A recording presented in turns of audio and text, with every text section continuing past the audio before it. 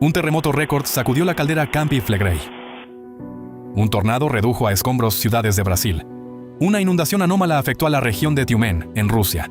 La sequía paralizó el funcionamiento de centrales nucleares en Europa. A continuación, en este episodio, analizaremos la magnitud y las consecuencias de estos y otros fenómenos climáticos ocurridos durante la última semana. Y también veremos cómo el potente terremoto de magnitud 7.1 registrado en Japón no solo causó una destrucción generalizada, sino que también puso al descubierto problemas que durante mucho tiempo habían permanecido ocultos tras las normas sociales establecidas. Europa.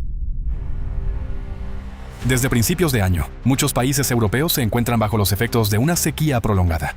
Una serie de olas de calor anómalas intensifica la evaporación, por lo que el nivel del agua en los ríos y lagos de la región continúa descendiendo rápidamente. El lago des Brenets, situado en la frontera entre Suiza y Francia, perdió en apenas unas semanas más del 90% de su volumen. Para salvar a los peces que estaban muriendo, los servicios medioambientales y los voluntarios los capturaban en las pequeñas zonas de agua que aún quedaban. Allí donde antes los turistas navegaban en barco por pintorescos cañones, ahora solo queda una estrecha franja de agua marrón. La situación también es crítica en los grandes ríos de Europa. En los Países Bajos, en julio, el caudal del Rin cayó por primera vez desde que existen registros por debajo de los 767 metros cúbicos por segundo. En gran parte del país se han impuesto restricciones a la extracción de agua y los agricultores se han enfrentado a prohibiciones de riego. Debido al descenso del nivel del río, el flujo de agua dulce en su desembocadura se debilita y ya no puede contener el avance del mar, por lo que el agua salada penetra cada vez más río arriba, amenazando los ecosistemas y la agricultura. También el Danubio, una de las principales arterias fluviales de Europa, alcanzó un mínimo histórico. Su descenso récord ya ha afectado a todos los países situados a lo largo del curso del río. La navegación está restringida, se modifican las rutas de los cruceros y el transporte de cereales, carbón y combustible se vuelve considerablemente más complicado y costoso. En el norte de Serbia, cerca de la ciudad de Novi Sad, decenas de buques de carga y cientos de embarcaciones quedaron varados en la orilla seca. En el este del país, volvieron a emerger del agua los cascos oxidados de barcos alemanes de la Segunda Guerra Mundial, normalmente ocultos bajo el agua. Debido a la reducción del canal navegable seguro de 180 a 100 metros, las barcazas se ven obligadas a transportar solo una cuarta parte de su carga máxima. La sequía también ha afectado al sector energético. Debido al descenso crítico del nivel del agua, surgieron problemas para refrigerar los reactores de las centrales nucleares. En Rumanía, por primera vez desde su puesta en funcionamiento, fue detenida la única central nuclear del país, la de Cernavoda. Ante el déficit de electricidad surgido en la segunda ciudad más grande del país, Iași, se apaga por la noche el alumbrado público, manteniéndolo únicamente cerca de los hospitales, en los pasos de peatones y en las principales zonas turísticas. En Hungría, la única central nuclear del país, Paks, funciona a menos de la mitad de su capacidad. Si el nivel del Danubio continúa descendiendo, los especialistas no descartan su cierre total. En Budapest, el nivel del agua bajó hasta los 23 centímetros, mientras que algunos brazos del afluente Sugovica, en la zona de la ciudad de Baja, casi se han secado por completo.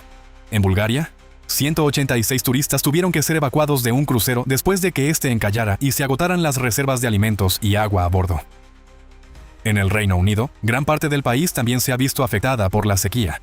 La cuarta ola de calor del verano trajo temperaturas de hasta 35 grados Celsius. En julio, en promedio en todo el país, cayó apenas alrededor del 7% de la precipitación mensual habitual, y en el sur, cerca del 1%.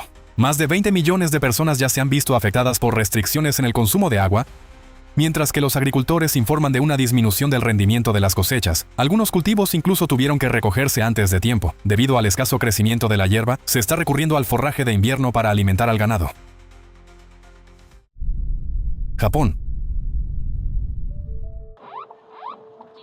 El 28 de julio, un fuerte terremoto de magnitud 7.1 sacudió la prefectura de Kumamoto, en la isla japonesa de Kyushu. El hipocentro se sitúa a unos 10 kilómetros de profundidad, por lo que los temblores se sintieron en una amplia zona, desde el norte de la isla de Kyushu hasta la región de Hokuriku. En algunos lugares, la intensidad sísmica alcanzó el nivel 7, el valor máximo de la escala de la Agencia Meteorológica de Japón. El terremoto se produjo en horario laboral, cuando había clientes y empleados en tiendas, oficinas y centros comerciales.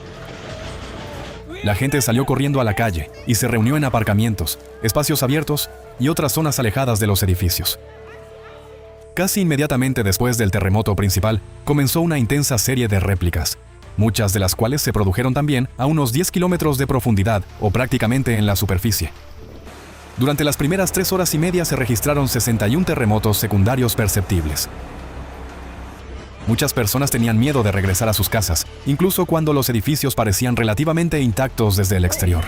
Algunas prefirieron pasar la noche en sus vehículos.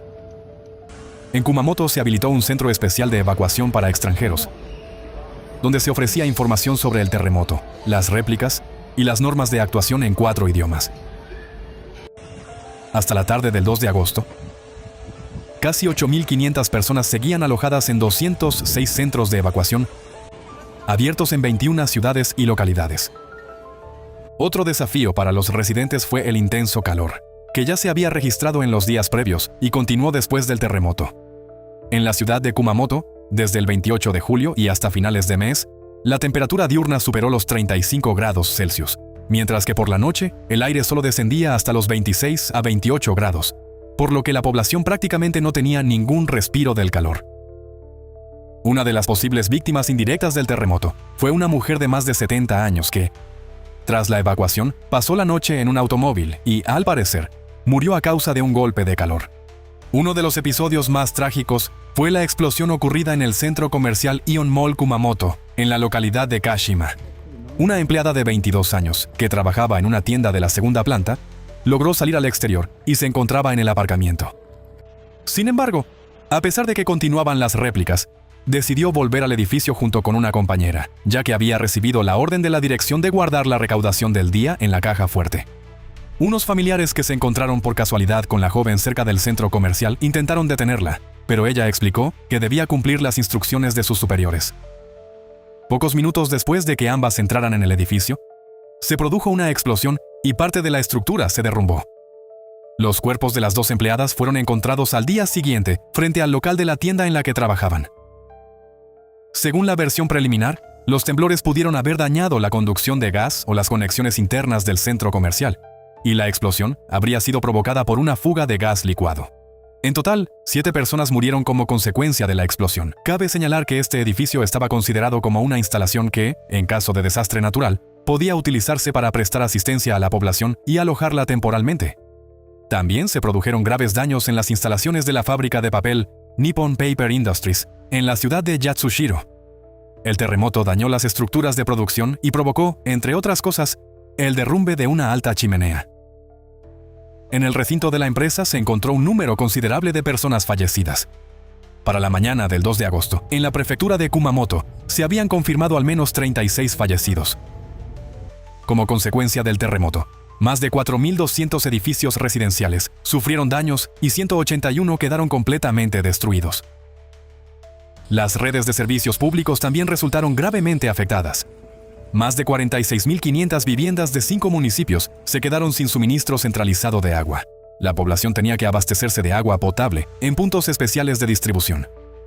En Yatsushiro, debido a los daños en las tuberías de gas, el suministro fue interrumpido para unos 9.000 usuarios. El terremoto dañó carreteras y dificultó el trabajo de los servicios de emergencia. Además, en 8 tramos de la prefectura se impuso una prohibición total de circulación. Las consecuencias también afectaron a la infraestructura costera. Se detectaron daños en casi un tercio de los puertos pesqueros de Kumamoto. Resultaron afectados los rompeolas, las instalaciones de atraque, las vías de acceso y las infraestructuras utilizadas para el cultivo de algas nori. Parte de los daños se encontraba bajo el agua o en lugares de difícil acceso, por lo que aún queda por evaluar la magnitud definitiva de las pérdidas.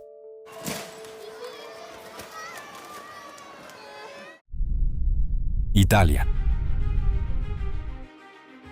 El 31 de julio, en la zona de la caldera del supervolcán Campi Flegrei, se produjo el terremoto más fuerte desde el inicio de las observaciones instrumentales continuas en la región. Su magnitud fue de 4.7. El epicentro se situó cerca de la ciudad de Pozzuoli y el hipocentro, a una profundidad de unos 3 kilómetros. El temblor se sintió en todo Nápoles y sus alrededores, así como en las islas de Ischia y Procida. El terremoto hizo que los residentes salieran corriendo a las calles presas del pánico. En muchos edificios de Pozzuoli se desprendieron trozos de yeso y elementos de las fachadas, cuyos fragmentos cayeron sobre vehículos estacionados. En algunas viviendas, las puertas quedaron atascadas y los residentes quedaron bloqueados en el interior. También se derrumbaron varias construcciones no residenciales. Más de 300 personas fueron evacuadas en la ciudad. El terremoto provocó el desprendimiento de las laderas de toba volcánica, y varios fragmentos de roca cayeron y aplastaron varios automóviles. En uno de ellos se encontraba un matrimonio que sobrevivió de milagro. El puerto de Pozzuoli fue cerrado temporalmente y se cancelaron más de 40 conexiones diarias, incluidos ferries y embarcaciones de alta velocidad.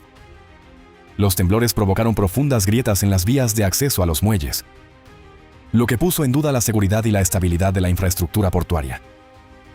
En Nápoles, como medida de precaución, las autoridades locales suspendieron temporalmente el funcionamiento del metro y la circulación de trenes, incluidas las líneas de alta velocidad. En la ciudad resultó dañada una torre de una línea eléctrica de alta tensión, lo que provocó cortes de electricidad que afectaron a unos 100.000 usuarios. Según el Instituto Nacional de Geofísica y Vulcanología de Italia, tras el temblor principal se registraron unas 170 réplicas, aproximadamente 15 de las cuales tuvieron una magnitud superior a 2. Muchos residentes prefirieron pasar la noche en la calle o en sus automóviles por temor a regresar a sus casas. Como consecuencia del terremoto, al menos 26 personas resultaron heridas, 2 de ellas de gravedad. Rusia. El 31 de julio, tras un periodo de calor anómalo, una fuerte tormenta con granizo azotó la región de Chelyabinsk. Algunos granizos alcanzaron el tamaño de un huevo de gallina. Los residentes informaron de daños en tejados, automóviles e invernaderos. Ese mismo día, una granizada de intensidad similar afectó también a la región de Kurgán. Asimismo, habitantes de la localidad de Bolshoi Berkut, en el distrito de Dalmatovo, grabaron un tornado poco habitual para esta zona, que pasó cerca de varias viviendas. El 1 de agosto, lluvias anómalas azotaron la región de Sverdlovsk. En la ciudad de Severoralsk cayeron 87 milímetros de lluvia, superando la precipitación mensual habitual de agosto. El distrito de Tiumen está experimentando una subida de agua sin precedentes, simultáneamente en 2 ríos, el Turá y el Pisma. Decenas de localidades quedaron en zonas inundadas. El 28 de julio se declaró el estado de emergencia. Normalmente, tras las crecidas de primavera, el nivel del agua de los ríos desciende gradualmente. Sin embargo, esta vez ocurrió lo contrario. Debido a un junio excepcionalmente lluvioso y a las continuas precipitaciones torrenciales de julio, el suelo quedó completamente saturado de humedad y dejó de absorber agua. Además, una situación similar se produjo también en las regiones vecinas, prácticamente en toda la cuenca del río Turá. Como resultado, el nivel del agua comenzó a subir rápidamente y para el 2 de agosto alcanzó los 8 metros y 96 centímetros, superando en 46 centímetros el umbral considerado peligroso desde el punto de vista hidrológico. Así se formó una inundación estival récord nunca antes observada en esta zona. El agua se desbordó hacia la llanura aluvial e inundó varias localidades. Las lluvias anómalas y las inundaciones en la región de Tiumen también provocaron un fuerte deterioro de la calidad del agua que llega al sistema de abastecimiento de la ciudad de Tiumen desde el río Turá. Los residentes se quejaban del olor desagradable y del color del agua, lo que hacía imposible ducharse con normalidad, lavar los platos o hacer la colada.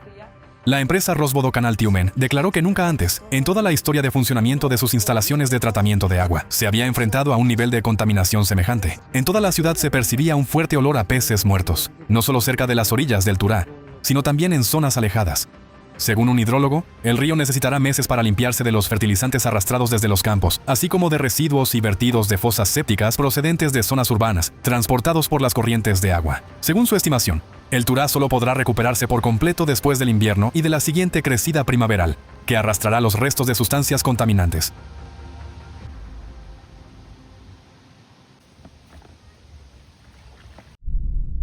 Brasil. Durante la primera mitad de la semana, lluvias torrenciales, granizo, fuertes vientos, inundaciones repentinas y deslizamientos de tierra afectaron al menos a 128 municipios de todo el estado de Rio Grande do Sul. En la tarde del 28 de julio, una supercélula generó un tornado devastador en el noroeste del estado, que dejó al menos 7 personas heridas y a decenas de familias sin hogar. Según las estimaciones de los meteorólogos, la velocidad del viento dentro del embudo pudo alcanzar los 300 kilómetros por hora. El fenómeno atravesó 3 municipios y dejó tras de sí un panorama comparable al de una zona de guerra. Viviendas completamente destruidas, árboles arrancados de raíz, postes derribados y vehículos dañados. En la zona de Rincão dos Ribeiros, en el municipio de Jiuá, el tornado destruyó varias viviendas. Los bomberos rescataron a personas de entre los escombros y 4 personas resultaron heridas. El tornado provocó cortes generalizados de electricidad y bloqueó carreteras con escombros y árboles caídos. Cabe señalar que, según las estadísticas, desde principios de 2026 hasta julio inclusive, se registraron en Brasil 81 tornados. La temporada actual podría superar el récord del año pasado, de 92 tornados, ya que el punto máximo de la temporada aún está por llegar. Los daños más extensos provocados por el granizo que acompañó a las tormentas se registraron en la ciudad de Santo Antônio das Missões, donde unas 400 viviendas resultaron dañadas. En el municipio de Ubiretama, el granizo destruyó hasta el 80% de las viviendas. En la ciudad de Osorio, los fuertes vientos causaron daños en establecimientos comerciales, edificios públicos y 350 viviendas. Una persona resultó herida por el desprendimiento de un tejado. Los desbordamientos de los ríos Jacuí y Taquari provocaron el aislamiento de varias localidades, así como la destrucción de puentes y carreteras. Ya al día siguiente, el 29 de julio, un potente frente frío alcanzó los estados del sureste, trayendo consigo destructivas ráfagas de viento de hasta casi 125 kilómetros por hora.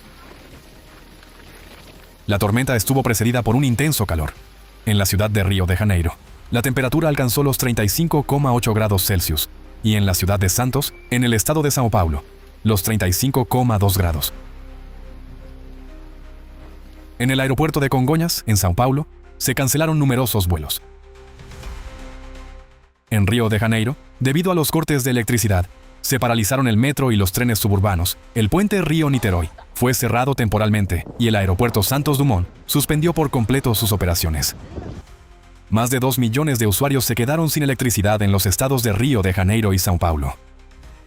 El temporal derribó cientos de árboles, arrancó tejados y provocó el derrumbe de muros. Alteró el funcionamiento del mayor puerto de América Latina, en Santos, y paralizó los servicios de ferry. Frente a la costa de la ciudad de São Sebastião, en el estado de São Paulo, volcó una embarcación pesquera, causando la muerte de una persona. Afortunadamente, 4 miembros de la tripulación pudieron ser rescatados. En total, la tormenta se cobró la vida de 5 personas. La historia de las empleadas del centro comercial en la prefectura japonesa de Kumamoto invita a reflexionar no solo sobre los errores fatales cometidos en aquella situación concreta, sino también sobre el lugar que ocupa la vida humana en la sociedad moderna. Si todas las decisiones se basaran en el principio de que la vida humana es el valor supremo, los acontecimientos se habrían desarrollado de otra manera en cada una de sus etapas. A la dirección ni siquiera se le habría ocurrido enviar a las empleadas a un edificio potencialmente peligroso para poner a salvo la recaudación. Las propias jóvenes tampoco se habrían sentido obligadas a arriesgar la vida por deber profesional o por miedo a perder su trabajo, y los servicios responsables habrían garantizado un control estricto y no habrían permitido que las personas regresaran a un edificio cuyo estado, tras el terremoto, podía representar una amenaza. En esta situación, únicamente los familiares de la joven actuaron con sensatez al intentar detenerla. En una situación de emergencia, los bienes materiales, las obligaciones laborales y las órdenes de los superiores no pueden anteponerse a la vida humana. Ante la más mínima amenaza, es necesario rechazar cualquier acción que pueda poner en riesgo a una persona, independientemente de quién exija que se lleve a cabo. Al mismo tiempo, la responsabilidad por la seguridad no recae únicamente en los responsables y en los servicios de emergencia, sino también en cada persona. Todos deben conocer las normas básicas de actuación en situaciones de emergencia, saber evaluar el peligro y tomar decisiones por cuenta propia si las indicaciones de los demás contradicen las normas de seguridad. En un momento crítico, negarse a entrar en un edificio dañado o a cumplir una orden peligrosa no es una falta de disciplina, sino una medida necesaria para preservar la vida. El dinero, los bienes y otros valores materiales pueden recuperarse, volver a ganarse o crearse de nuevo. Lo único que no se puede recuperar es la vida humana.